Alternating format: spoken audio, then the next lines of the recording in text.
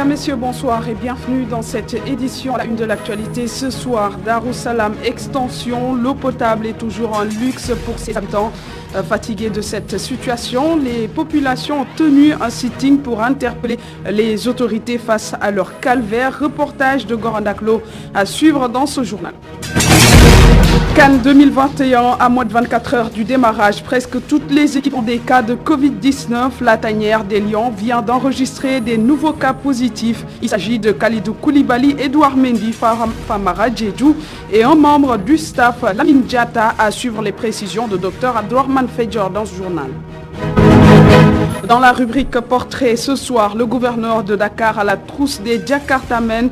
Ces derniers qui désapprouvent la mesure d'interdiction de ce type de transport invoquent leur droit au travail pour gagner leur pain quotidien. Seynabou Babou nous propose le portrait de Chérif, un jeune Djakartamen à suivre tout à l'heure. Article de la semaine, la rétrospective 2021 se poursuit, des scandales au sommet de l'État, l'affaire des faux médicaments en passant par les écrivains sénégalais à la reconquête du monde. Elhadji Malick Cissé et Mamadou Dia nous replongent dans les unes des quotidiens qui ont marqué l'année 2021 à suivre en fin d'édition. Bonsoir.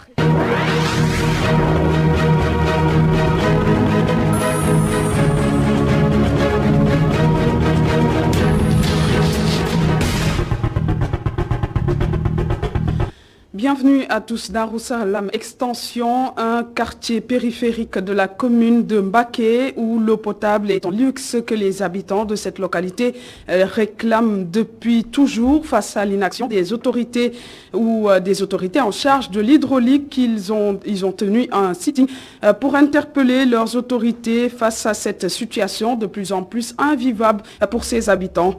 Le reportage à Darussalam Extension, Goran Daklo. Darussalam Extension, un quartier périphérique de la commune de Mbacké. Ici, les habitants manquent de tout. Dans cette localité, trouver de l'eau des robinets devient un véritable casse-tête, d'où la colère des habitants de Taoufouer qui manifestent leur amertume. Nous avons d'énormes problèmes pour trouver le liquide précieux. D'ailleurs, notre santé est menacée car l'eau que nous utilisons n'est pas potable. Nous avons tout dépensé sans pour autant avoir accès à l'eau potable. Nous sommes vraiment fatigués de vivre dans ces conditions. Il faut que l'autorité municipale nous aide.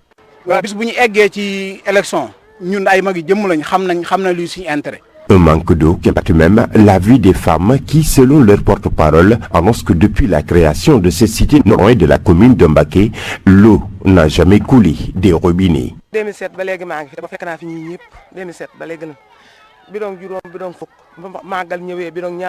Depuis 2007, je vis dans ce quartier et nous n'avons jamais eu accès à l'eau potable. Chaque jour, nous achetons de l'eau et c'est vraiment déplorable car nous sommes des mères de famille. En période de grand magal, nous ne voyons même pas les vendeurs d'eau. Et pourtant, les branchements ne sont pas loin d'ici. Il y a juste une ruelle qui nous sépare des branchements. Et depuis presque 20 ans, notre situation empire de jour en jour.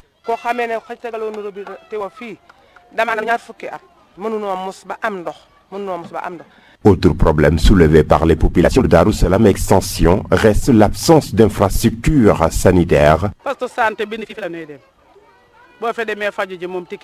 Nous n'avons qu'un poste de santé et nous payons 1000 francs pour chaque consultation. D'ailleurs, le poste de santé n'est pas bien équipé. Nous avions tenu une marche pour dénoncer cela, mais jusqu'à présent, nous n'avons pas eu gain de cause.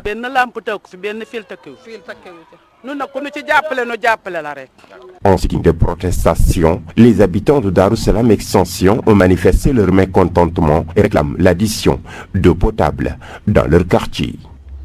Santé et éducation, l'école japonaise Sato Ezekyo a reçu la cérémonie d'enrôlement de ses 500 élèves à la CEMU, une promesse faite il y a une année par le directeur général de l'ASPT, Papa Mahawa Diouf, une cérémonie qui a enregistré une forte présence des parents d'élèves qui s'en réjouissent.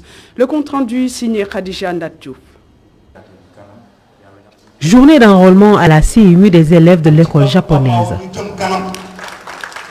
Un cadeau de début d'année offert par le directeur général de l'ASPT, Pape Mahawa Diouf. Une promesse faite il y a une année. C'est une promesse qu'il avait faite il y a à peu près un an de cela. Et c'est un homme de défi, un homme qui aime tenir ses paroles. Il y a tout juste 2 mois, on a fait une remise de kits scolaires. Là, on est au début de l'aide qu'il doit apporter à la jeunesse du quartier. La collaboration, elle est là et elle va continuer. Comme vient de le dire tout de suite, le président du comité de gestion de l'école, on a fait une promesse, on ira sur d'autres choses encore. Il y a un futur projet pour transformer l'école en lycée. Pape Mahawa Diouf va porter ce projet-là aussi. Cet enrôlement vient à son heure, une bonne santé pour des études dans la sérénité. La dimension n'est pas du tout mesurable parce qu'il s'agit de santé, surtout de santé des élèves. Ces enfants qui nous sont confiés et qui sont ces enfants de notre nation, de notre pays. Et donc on pense que tout enseignement, apprentissage doit avoir pour soubassement une bonne santé. La couverture maladie universelle étant une instruction du président de la République, donc on pense que ces enfants de la République qui doivent en bénéficier, quand ils trouveront ce cadre, on pensera que c'est un cadre qui est approprié et nous devons aussitôt sauter sur l'occasion. Cet enrôlement sera un relais pour beaucoup de parents qui rencontrent souvent des difficultés pour la prise en charge médicale de leurs enfants. Pour la première fois, je vois dans la zone que tous les élèves ont été enrôlés en même temps pour une année pour des problèmes de couverture médicale universelle. Je pense que ça, c'est une très bonne chose. Et je pense qu'aujourd'hui, c'est un relais important par rapport aux parents qui ont certaines difficultés. Ça va leur permettre de pouvoir prendre en charge les problèmes de santé de leurs enfants. Les 500 élèves de l'école japonaise pourront bénéficier de soins médicaux dans les centres de santé et hôpitaux à hauteur de 20% dans le public et 50% dans le privé. Un reportage de Mariam Diaye. Autant pour moi, une cérémonie de remise des diplômes des étudiants d'ENSUP Afrique s'est tenue ce vendredi au 6-16. Près de 3000 étudiants ont reçu leur parchemin dans différentes filières et le mot leadership qui définit les étudiants ENSUPiens a pris forme ou plutôt a pris tout son sens chez ces lauréats qui n'ont pas attendu d'avoir leur diplôme pour intégrer le monde du travail. Khadija Ndadjouf, reportage. On touche pour la circonstance. Sous le regard fier des parents, les étudiants profitent de l'animation. C'est avec des visages pleins d'émotions que ces lauréats expriment leur contentement. Il est major de sa promotion. On est très satisfait de ce qu'on a eu à faire parce que c'est 3 voire 5 années durant lesquelles on a charbonné, on s'est donné corps à âme. Être major de sa promo, c'est rendre hommage à nos parents parce qu'ils ont fait beaucoup pour nous. Aujourd'hui, sortir gradué, c'est bien, mais sortir major de sa promo, c'est encore plus de fierté pour ses parents. Le directeur de l'établissement a une ambition, former des leaders. Nous formons des leaders, nous formons des entrepreneurs, nous formons pour l'excellence. C'est vrai que nous avons des milliers d'étudiants, c'est vrai, mais ils sont tous formés dans l'excellence. Des propos confirmés par ces étudiants sortis majors de la promotion qui n'ont pas attendu leur diplôme pour entrer dans le milieu du travail. Actuellement, je travaille avec une entreprise française, vous voyez. Donc c'est en France, je travaille pour eux ici, je suis leur représentante, voilà. Je suis déjà quelque part, donc je suis au sein du groupe Immedia Invest et ce que j'ai à dire c'est que je m'y plais vraiment parce qu'il y a de l'espace, il y a aussi de grands professionnels qui sont sur place, qui nous guident. Et on est très fiers d'être étudiants d'ENSUP Afrique et aussi d'être journalistes au sein du groupe Immedia. Ils sont des centaines à recevoir leur diplôme. Ces récipiendaires qui voient leur futur en rose espèrent pour la plupart intégrer le milieu professionnel en journalisme, en communication ou en entrepreneuriat. Et nous parlons agriculture dans ce journal. Le SAED appuie les collectivités territoriales de la vallée du fleuve Sénégal dans la gestion du foncier. Elle vient mettre à leur disposition des plans d'occupation et d'affectation des sols qui permettra de mettre un terme surtout aux conflits récurrents entre agriculteurs et éleveurs. Mam Moralisnian, reportage. Les litiges fonciers et les nombreuses querelles entre éleveurs et agriculteurs de la vallée vont bientôt disparaître. La SAED, sur instruction des autorités gouvernementales, vient de mettre à la disposition des communes de la vallée des plans d'occupation d'affectation des sols. Les POS sont réalisés avec l'accompagnement de la SAED, mais les POS sont des outils de gouvernance du foncier, de gouvernance territoriale, qui sont des outils des communes, qui sont censés leur faciliter la prise en charge de leur mission. Donc c'est d'abord à eux de prendre en charge l'application de cet outil-là. Quelle que soit la pertinence de l'outil, de son contenu, quelle que soit la pertinence de la démarche, s'il n'y a pas une volonté forte du maire et de ses collaborateurs de l'appliquer, l'impact qui en est attendu ne pourra pas être effectif sur le terrain. Pour garantir l'efficacité de ces plans, la SAED invite les communes concernées à s'atteler à l'application de ces plans. Nous attendons effectivement, après toutes ces années d'aller de réunions et de mobilisation de ressources publiques, véritablement que ces collectivités locales, à travers le conseil municipal, puissent mettre en œuvre ces plans d'occupation, d'affectation des sols, parce qu'il y a des règles qui sont éditées et qu'on passe véritablement à l'application parfaite de ces documents. L'application des plans d'occupation et d'affectation des sols permettra aux communes de mieux gérer le foncier avec des règles de gestion consensuelles. Et le ministère de l'Élevage a fait le bilan des productions animales, de la Tabaski 2021 et a donné les perspectives de l'édition 2021. Le marché a été très bien approvisionné en moutons selon le ministre qui s'est réjoui de la baisse des importations, ce qui prouve que les acteurs sont en train de tendre vers l'autosuffisance en moutons. L'un des objectifs de son département, Ali Saleh Diop, ministre de l'Élevage et des productions animales, que nous écoutons au micro de Babacar Seck. Il est heureux de constater que pour l'édition 2021, le niveau d'approvisionnement a été correct sur l'ensemble du territoire national avec un cumul de 991 934 sujets recensés sur les différents points de vente quotidiens et hebdomadaires durant l'opération, sur un besoin estimé à 810 000 têtes. Concernant particulièrement la région de Dakar, 248 538 têtes de moutons ont été dénombrées, soit un taux de réalisation de 95,59% par rapport à l'objectif de 260 000.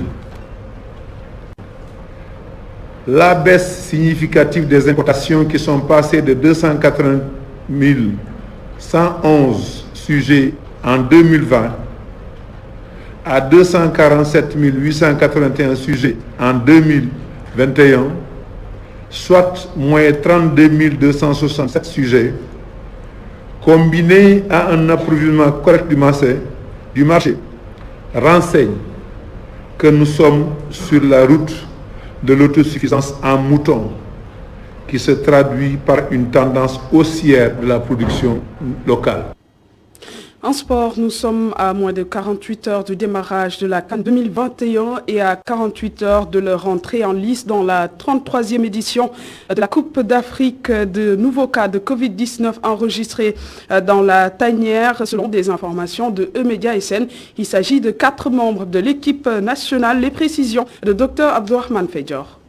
D'entraînement parce qu'on devait quitter l'hôtel à 14h pour aller s'entraîner à Bafoussam, à 1h d'ici. Mais l'encadre médical a préféré que tout le monde passe le test d'abord pour éviter qu'il y ait des cas de propagation dans le bus. Alors, à la fin des tests, on a découvert qu'on a eu trois cas. 3 cas, pas de moindre quand même. Edouard Mendy, Kalidou Koulibaly et Famara Diédhiou. Bon, en plus des 5 qui sont restés à Dakar, ça commence à faire beaucoup. Et il y a aussi Edouard Gomis qui n'est pas encore là. Enfin, Gomis du moins, qui n'est pas encore là. Mais c'est pas un problème, on va faire face. Ça nous a permis quand même de se réorganiser pour s'entraîner ici avec nos amis guinéens parce que c'était prévu qu'ils s'entraînent à 17h. Alors on a eu juste le temps de nous entraîner d'être sur le terrain à 14h30 pour avoir prendre une séance complète.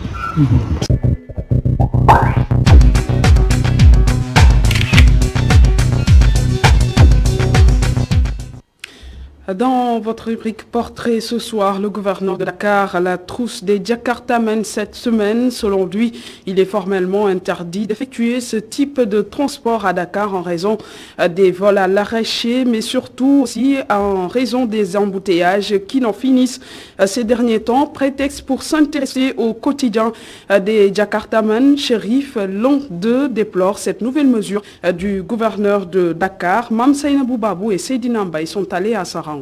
Voici. Les Jakartamen sont sous les feux des projecteurs cette semaine. Les hommes de tenue les surveillent de très près. Et pourtant, beaucoup de jeunes entrepreneurs ont investi dans ce secteur. Bon, moi, tout le monde taille, il y a trop de montage.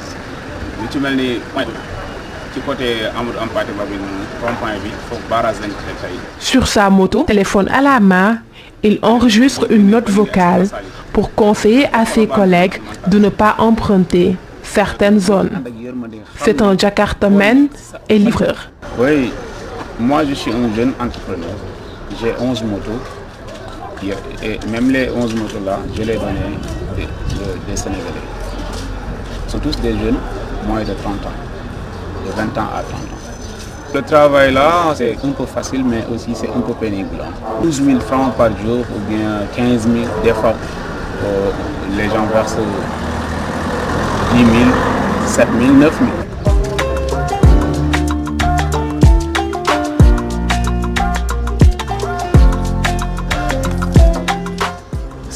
Comme tout métier, des difficultés ne manquent pas dans ce secteur. Les contrôles policiers, leur problème majeur.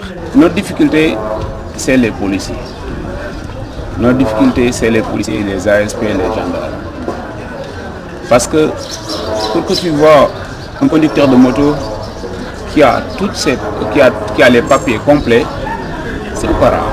Si vous allez dans le service des mines, les gens sont là, mais pour avoir des papiers, c'est pas facile là-bas. Vous pouvez payer 70 000 et on te dit demain, après-demain. Dans les 3 mois ou bien dans les 2 mois, tu vas faire des zigzags avec les policiers ou bien tu vas payer quelque chose. Avec l'interdiction de leur type de transport, ce conducteur de Jakarta nous confie que ces 3 derniers jours, les contrôles sont devenus beaucoup plus sévères et persistants. Mais vraiment, ce que nous voulons, c'est que le gouverneur doit parler avec les responsables des conducteurs de Jakarta qui sont ici à Dakar pour qu'on régularise comme nos frères qui sont dans les autres régions, Kaolack, Thiès, Fatick, hier et avant-hier aussi. La route actuellement c'est un peu difficile, c'est très difficile pour conduire sur la route pour l'instant. Chaque route que tu as pris, tu verras les policiers. Beaucoup de jeunes enfants ne gagnent pas. Chérif demande à l'État du Sénégal de revenir sur sa décision, mais aussi de les régulariser, comme il l'a fait avec ceux qui sont dans les autres régions.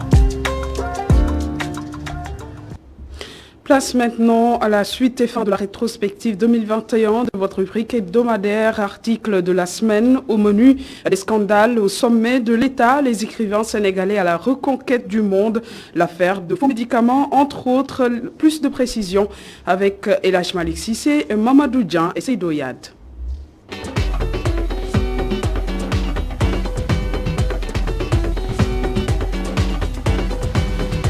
Scandale à répétition au plus haut sommet, le Sénégal pourri par la tête.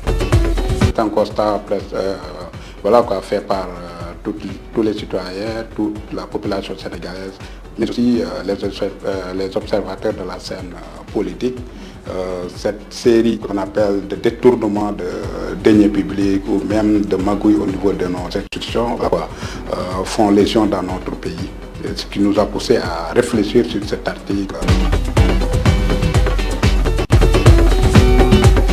Les écrivains sénégalais à la reconquête du monde, c'est le titre de l'article signé Mamadou Mbaye Ndiaye Dans le quotidien d'information LAS, le fil d'Ariane de son article, les sacres récents des écrivains sénégalais sur les plus hauts podiums de la littérature mondiale. Le prétexte de cet article ou dossier, c'était le prix international Nesdat, j'espère que j'ai bien prononcé le mot, le prix de Boubacar Diop pour l'ensemble de son œuvre. En fait, c'était le prétexte, le fil d'Ariane de mon article. Bon, parce que quand on parle de reconquête, ça veut dire qu'il y a eu conquête et il y a eu un moment de repos. Bon, je peux le dire ainsi des écrivains sénégalais. Parce que ce qu'il faut dire, c'est que le Sénégal, c'est la terre des poètes, des belles lettres. Mais ce qu'il faut dire, c'est qu'il y a une nouvelle génération, un souffle nouveau dans la littérature sénégalaise.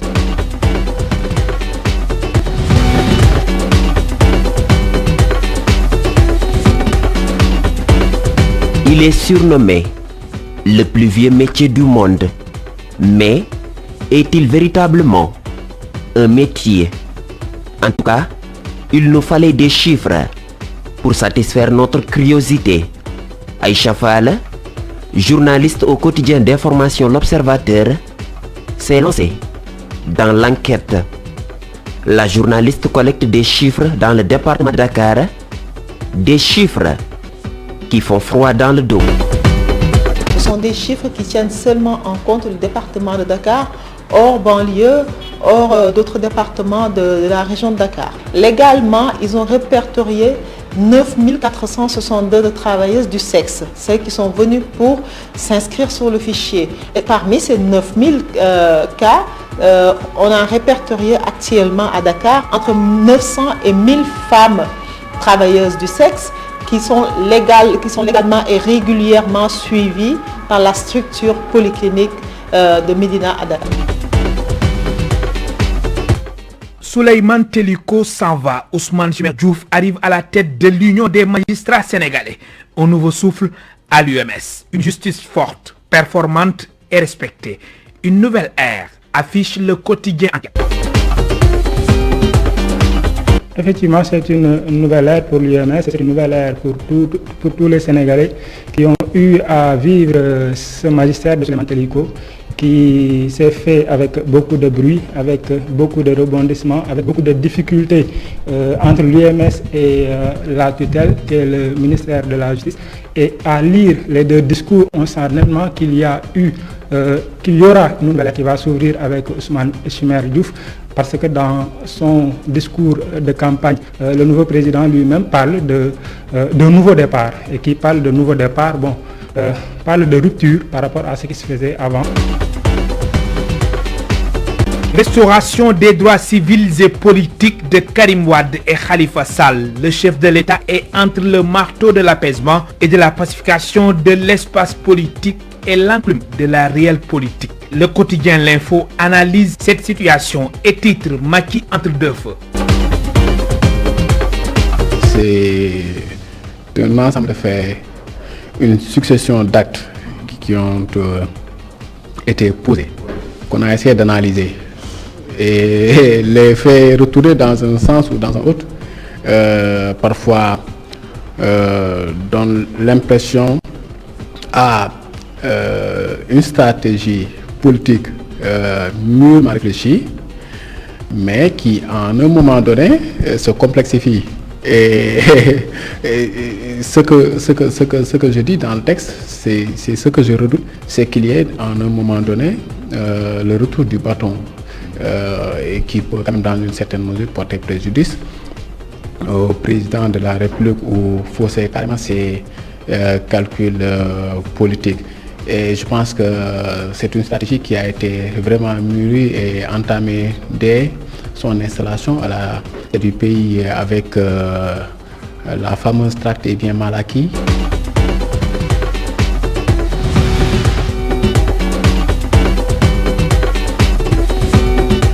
C'est un directeur de publication très en colère qui a pris sa plume pour, dit-il, lancé un cri de détresse contre les trafiquants de faux médicaments. Le sort des personnes impliquées dans cette affaire a été scellé ce 22 avril par le juge du 8e cabinet. Les 2 pharmaciens et les Chinois ont été placés sous mandat de dépôt. L'histoire de ces faux médicaments ne date pas d'aujourd'hui. C'est une filière que les gens connaissent. Les gens savent où se font les approvisionnements, quelle est la ville ou qui est le bastion de ces faux médicaments-là, mais depuis quelques années, ils peinent à saisir. Ils ne sévissent pas comme ils devaient le faire. Et le fléau continue de faire des ravages dans le pays. Chaque année, on nous parle d'un scandale, on a intercepté tant de tonnes de faux médicaments, et ça ne finit nulle part, il n'y a pas de sanctions. Et dans un pays sérieux, c'est ce que je dis dans l'article, le Sénégal se veut un pays sérieux mais manque de sérieux. Dans un pays sérieux, si on prend des gens pour trafic de faux médicaments, vraiment sur la santé des Sénégalais, pour de faux médicaments, ces gens sont emprisonnés.